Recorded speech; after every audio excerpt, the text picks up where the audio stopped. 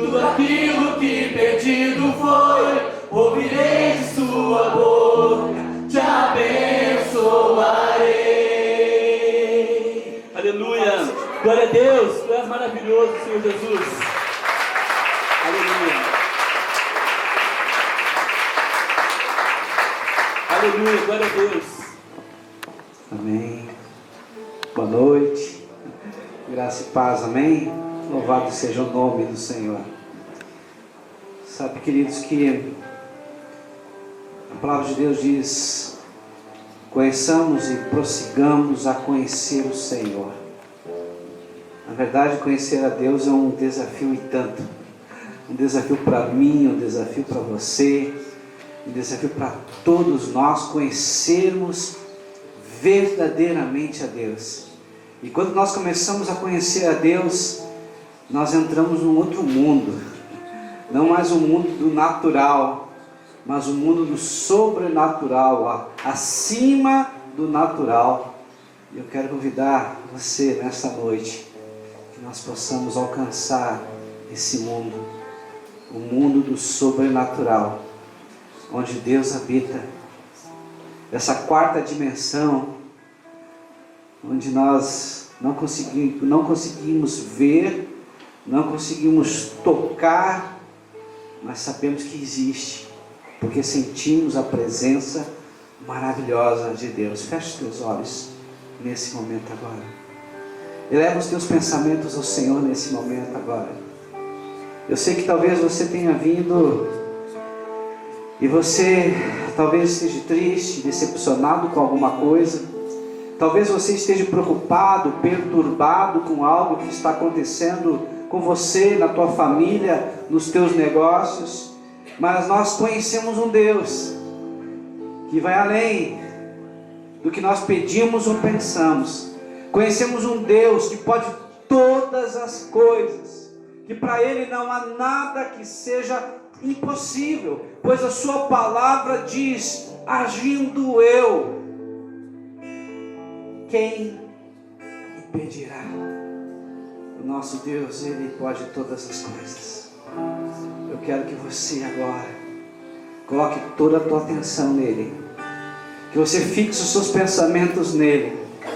Talvez os teus problemas estão batendo a porta do teu coração, talvez você esteja com medo, talvez ainda você esteja sem saber o que fazer, mas você vai dizer para Deus que você confia nele. E apesar do problema ser grande, apesar do problema talvez não ter solução aos teus olhos, mas o Senhor, Ele vai agir em teu favor. Apenas creia, apenas confia. Nós temos que exercitar a nossa fé. Exercitar a nossa fé. Eu vou unir agora a minha fé com a tua fé, e nós vamos crer, nós vamos determinar que esse problema vai cair por terra, em o nome de Jesus. Continua com os olhos fechados.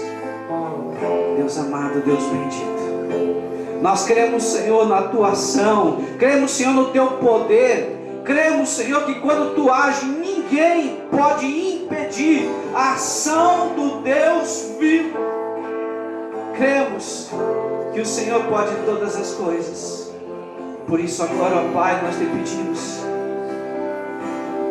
abre a porta, Senhor, que precisa ser aberta. Fecha a porta que precisa ser fechada. Assim como tu fez e tu faz, Senhor amado, com a natureza, faça com os nossos corações. Aquieta nosso coração nessa noite, Senhor. Aquieta, ó Pai, as nossas preocupações, a nossa ansiedade.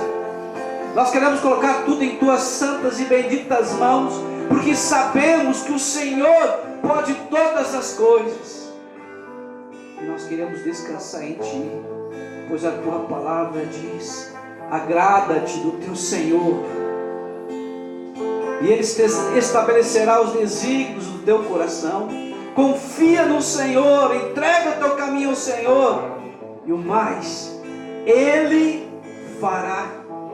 Nós entregamos tudo, Senhor, em tuas santas e benditas mãos, em o nome de Jesus. Amém e amém. Amém. Louvado seja o nome do Senhor. Grande é o Senhor e muito digno de ser louvado. Vamos ler a palavra de Deus que está no livro de Oséias, capítulo 4, versículo 6. Palavra bem conhecida. Oséias 4, 6. Só a primeira parte nós vamos ler. Diz assim: o meu povo está sendo destruído porque lhe falta o conhecimento. Em outra tradução diz: o meu povo perece porque lhe falta o conhecimento. Feche teus olhos. Deus amado e Deus bendito, queremos sim te conhecer mais.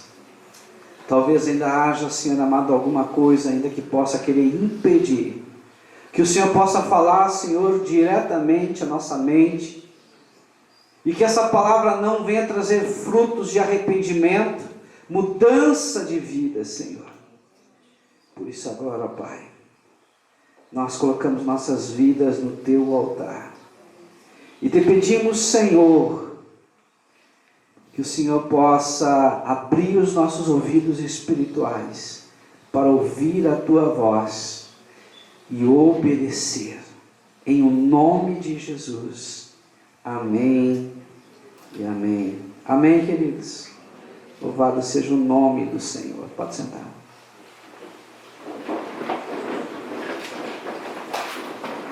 Oséias significa salvação. O Senhor é Salvador. O Senhor é libertador. É um nome muito parecido com Josué, ou no hebraico Yeshua, ou no Novo Testamento, em grego, Jesus. Oséias, ele era um profeta,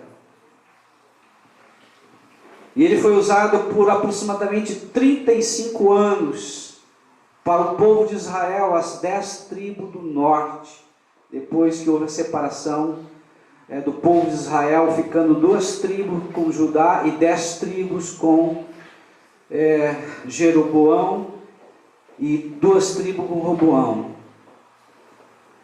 Oséias, ele foi considerado o profeta do amor, assim como João foi o discípulo do amor.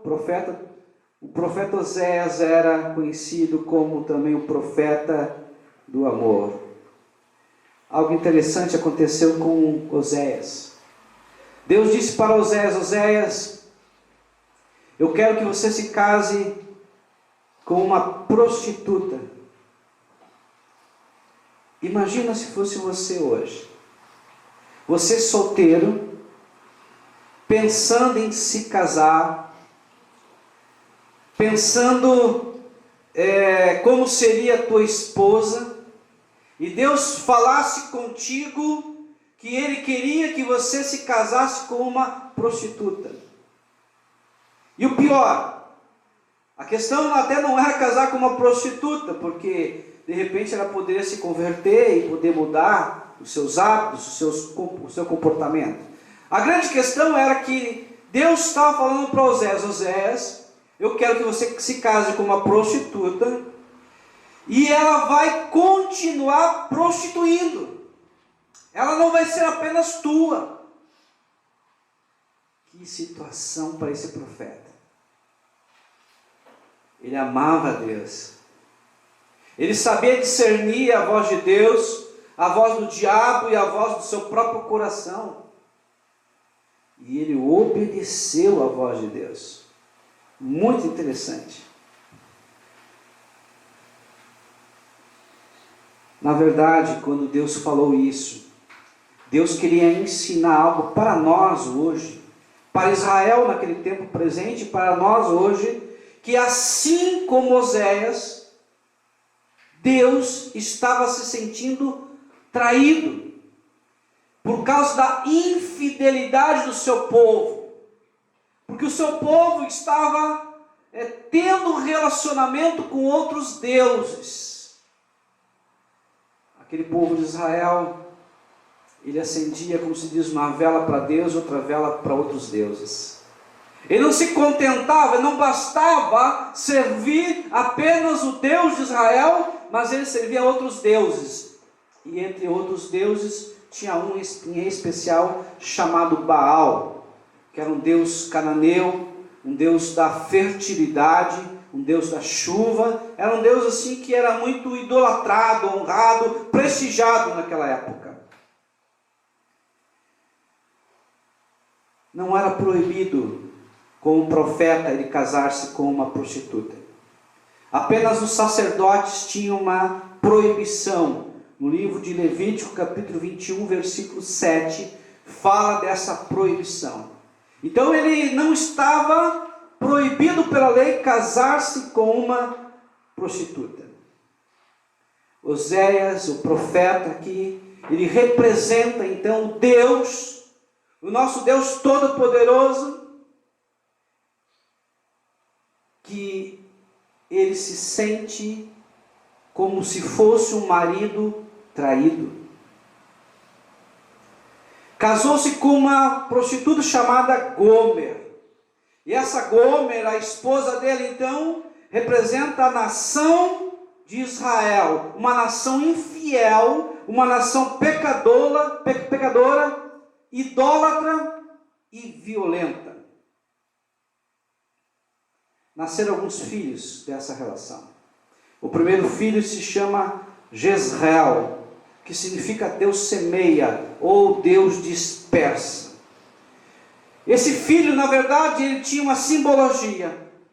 Significava que em um momento da vida de Israel, Israel deixaria de ser nação. Israel deixaria de ter o seu domínio. Isso aconteceu quando o Império Assírio entrou em Israel e destruiu Israel e levou o seu povo cativo para várias partes do mundo. O segundo filho foi uma filha que se chama desfavorecida ou não amada. Isso significa que Deus rejeitaria a nação de Israel. O terceiro filho se chama não meu povo ou povo estranho. Significa que Deus, no momento, iria se divorciar de Israel. No momento, Deus iria abandonar o pacto ou aliança que ele tinha com esse povo. Na verdade, essa introdução é só para vocês compreenderem a situação. Deus olhava para aquele povo, o povo de Israel, e via muitos pecados. As pessoas fazendo o que lhe dava na telha. As pessoas fazendo o que bem quisessem. As pessoas não respeitavam, não amavam, não honravam, não buscavam a Deus como deveriam.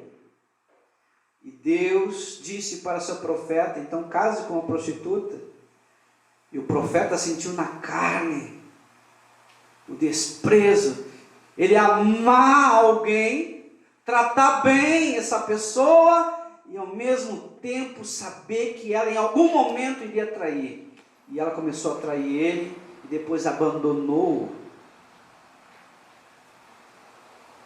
essa circunstância. Agora no capítulo 4, Deus está estabelecendo como se fosse um tribunal, onde ele montou toda a situação e ele próprio, Deus, é o promotor de justiça e ele próprio também é o juiz.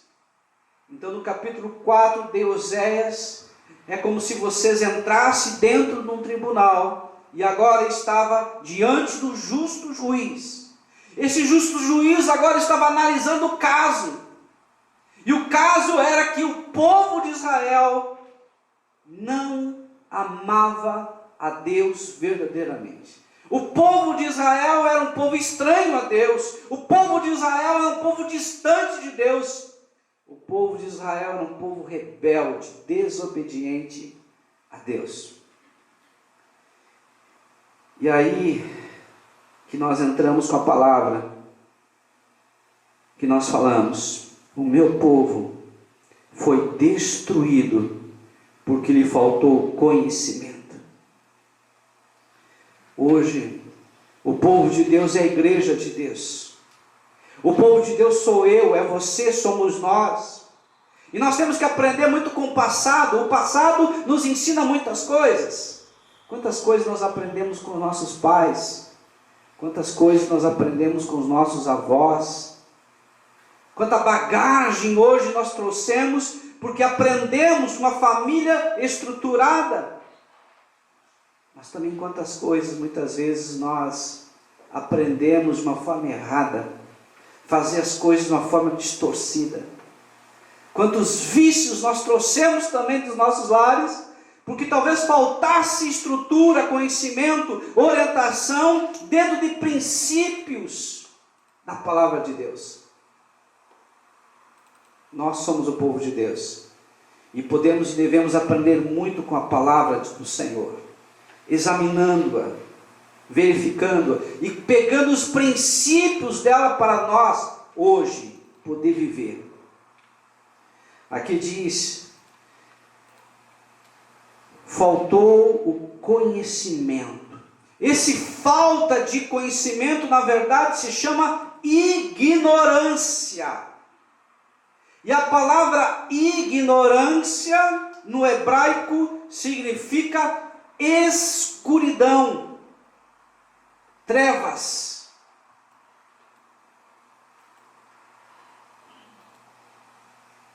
Trevas, escuridão. Quem é o príncipe das trevas, senão Satanás? Quem é que mais se beneficia quando há escuridão, se não for o diabo? Algo interessante. Satanás, ele governa nas trevas, na escuridão. Ou seja, quando há ignorância, o diabo governa. Quando há ignorância, nós acabamos, consciente ou inconscientemente, dando poder a ele. Eu vou dar um exemplo para vocês entenderem. Vamos supor que uma mãe, quem é mãe aqui, por favor, levanta a mão. Você é mãe, você ama os seus filhos. E por uma certa ignorância, porque você não teve orientação, você aprendeu que carne é o melhor alimento para o seu filho. E você coloca carne, e não coloca verdura, não coloca legumes. O que vai acontecer com o seu filho com o tempo? Ele vai começar a se intoxicar, ele vai ter problemas. Aí você, num certo momento, você aprende que é bom você fazer um equilíbrio na alimentação. E você começa a colocar verduras, legumes, variar o cardápio. Não é que você não amasse o seu filho, você ama o seu filho. Mas até então, por algum motivo, você falhou com ele. Talvez até ele adoeceu. Por quê? Porque você não conhecia. A mesma situação acontece com as questões espirituais. Quantas besteiras, quantas bobagens, quantas frias nós entramos, porque nós não conhecemos a palavra, e por não conhecer a palavra, erramos. E a Bíblia diz em Mateus 22, 29, errais, e errar é pecar, porque não conheceis as Escrituras, nem o poder de Deus. Eu vou dar um outro exemplo para vocês entenderem. Vocês têm um grande amigo, e esse amigo pede para você ser fiador dele. E você não pesa a situação, você não está com aquela bola toda, e você acaba entrando como fiador desse seu amigo. Depois esse teu amigo não consegue pagar aquela conta. Quem é que vai pagar a conta? Você. Quem é que pode ter o nome sujo e ir para o SPC? Você. Entende? O que acontece? A Bíblia diz em Provérbios capítulo 6, que é para nós não sermos fiadores. Há uma exceção para ser fiador, quando você pode pagar. Se você não pode pagar, não seja fiador. Entende? Então essa ignorância em relação à palavra de Deus faz com que nós erramos. A ignorância em poder dizer não, porque muitas vezes nós não queremos ofender, nós não queremos perder a amizade, mas existem algumas respostas que nós podemos e devemos dar. Uma das respostas é sim, a outra resposta é não. A outra resposta é vou pensar, espera. Entende? Ainda mais se somos casados. Quem é casado aqui, levanta a mão por favor. Se você é casado, querido, não tome decisões precipitadas. Não tome decisões unilaterais. Consulte o teu cônjuge. Consulte a outra pessoa que faz parte do teu relacionamento. Por quê, pastor? Muito simples. A possibilidade de erro vai ser cada vez menor se você tomar uma decisão em conjunto. Então as decisões unilaterais, movida pela emoção, tem uma tendência muito grande de nos levar ao erro. O que acontece quando nós nos afastamos de Deus? Quando nós nos afastamos de Deus, queridos, nós começamos a nos afastar da fonte de tudo que é bom. Nós nos afastamos da fonte da alegria, da fonte da sabedoria, da fonte do conhecimento, da fonte do entendimento, da fonte do poder. Aí quando nós nos afastamos de Deus, o diabo consegue influenciar a nossa vida e ele acaba extraindo de nós sempre o pior. Assim como Deus, quando nós nos chegamos mais perto de Deus, extrai o melhor de nós, o diabo extrai o pior. Por isso então nós precisamos voltar para Deus. O oposto de trevas é a luz. E luz é conhecimento.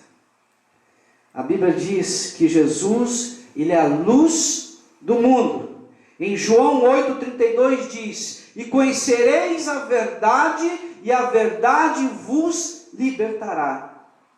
Interessante, quem é que é a verdade? João 14,6 diz: eu sou o caminho, a verdade e a vida. Ninguém vem ao Pai, senão por mim. Jesus é a verdade. Em Colossenses 1,13 diz: ele, o Pai, nos tirou do império das trevas e nos transportou para o reino do Filho do seu amor. Nós temos um desafio, queridos. Esse desafio é sair da ignorância. E eu estou falando não em termos de cultura. Estou falando da palavra de Deus, dos princípios da palavra de Deus. Por exemplo, não importa se você conheça ou não a lei da gravidade, mas se você pegar e subir em cima de uma árvore, em cima de uma escada, em cima de uma classe, de uma cadeira, e daqui um pouco cair, se você conhece ou não a lei da gravidade, você vai sentir as consequências da lei da gravidade. Ou seja, o tombo, você vai se machucar. A mesma coisa acontece com as leis de Deus. Nós podemos conhecer ou não as leis de Deus, isso não vai importar, porque as consequências vão ser as mesmas.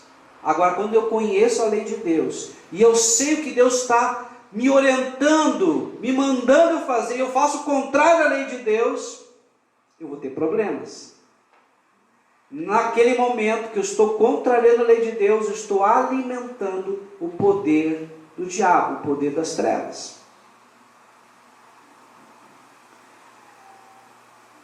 Quando a palavra de Deus diz que nós precisamos ter conhecimento de Deus, na verdade, nós precisamos ter um relacionamento mais íntimo com Deus. Imagina a situação. Você agora casou. E nesse casamento, você não consegue ter relacionamento mais que uma vez por mês. E a palavra de Deus, quando fala em conhecimento ou conhecer, está falando de um conhecimento íntimo, que até pode ser sexual. Então é um conhecimento íntimo de Deus. Imagina você conversar com Deus uma vez por mês, ou uma vez por semana. Não dá, você não vai conhecer a Deus verdadeiramente. A Bíblia diz em Jó 42:5: antes eu te conhecia só de ouvir falar, agora os meus olhos te veem. O que significa isso? Significa que Jó, embora fosse alguém religioso, alguém temente a Deus, depois que ele passou por uma grande tribulação, ali ele começou a conhecer a Deus de uma forma muito diferente, mais aprofundado do que antes. Então, queridos, precisamos desesperadamente conhecer a Deus. Por que, pastor? Conhecer a Deus é tão importante. Primeiro, conhecer a Deus faz com que nós começamos a nos conhecer. Por quê? Porque Deus é luz. Quando tu conheces a Deus, como Ele é, a sua natureza, o seu caráter, você começa a se conhecer melhor.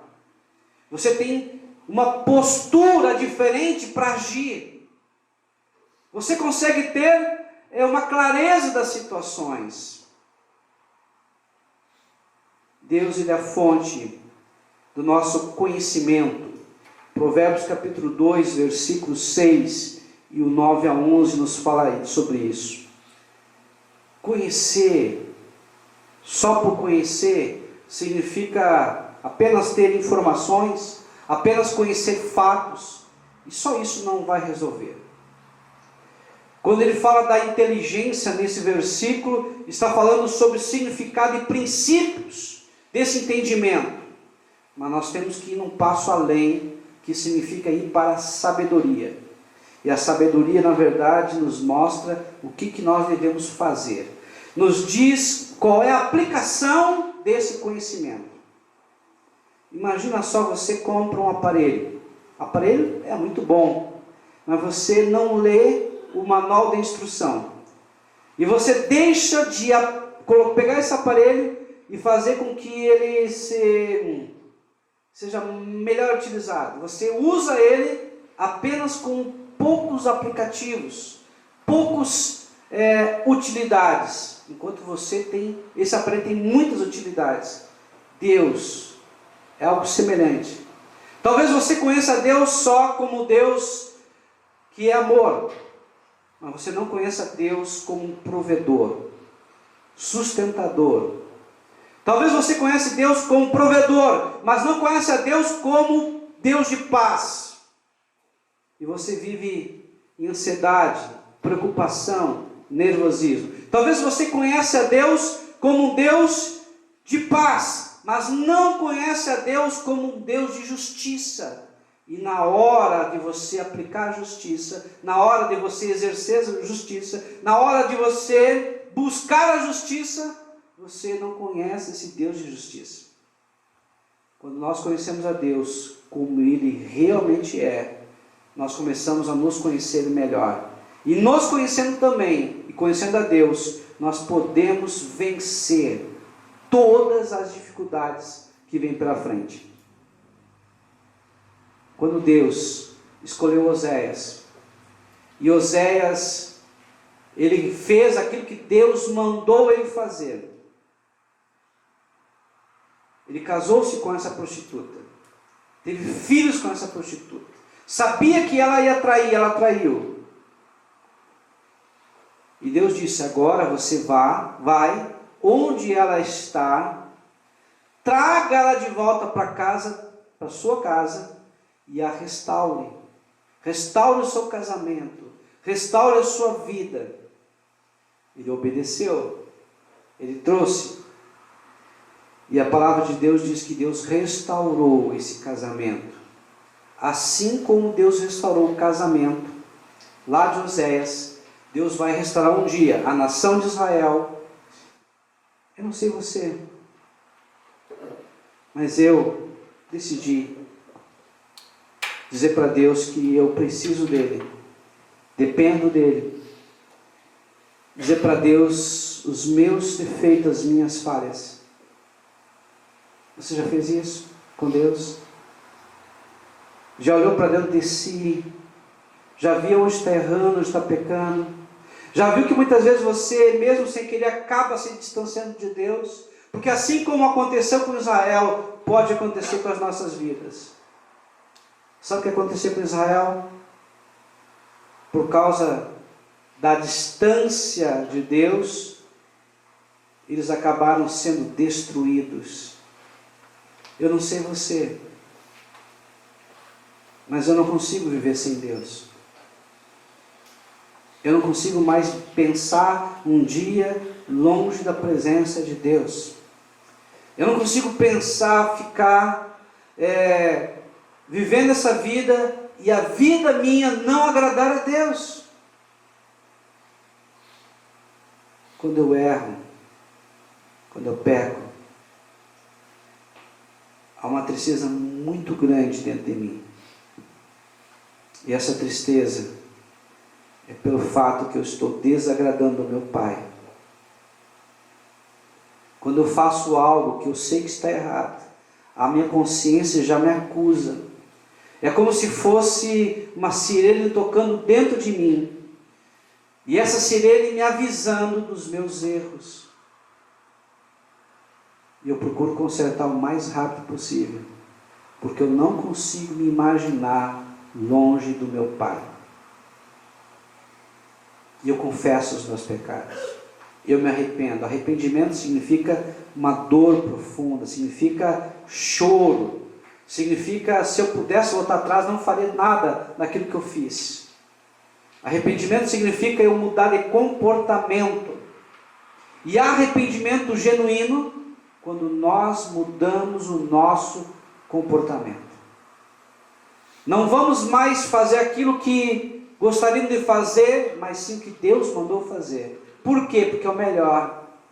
Mesmo talvez na hora não compreendendo, mesmo talvez na hora não aceitando, mas eu quero agradar a Deus. Amém? Você compreende isso, queridos? Essa nação foi destruída. Essa nação de Israel, eles foram levados cativos para vários povos, principalmente a Síria. E Deus nos ensina que se nós não obedecermos a Ele, em algum momento da nossa vida, nós vamos ficar perdidos, cativos, oprimidos, longe de Deus, sem o favor de Deus, abandonado por Deus, rejeitado por Deus. Isso é uma coisa que não podemos.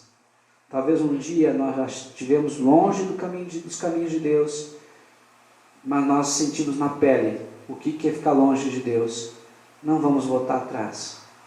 Não vamos dar espaço para o diabo. Não vamos dar poder para o diabo por causa da ignorância. Mas pelo contrário, vamos buscar a Deus.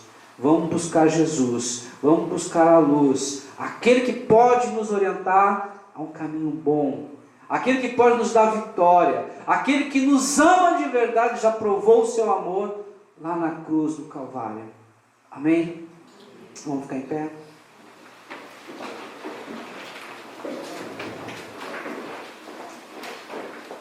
Deus quer mudar a nossa história, queridos.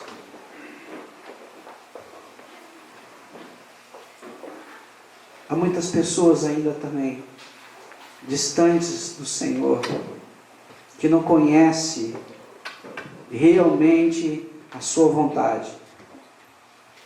E essas pessoas precisam da gente. Precisam primeiro do nosso amor. Precisam da nossa compreensão.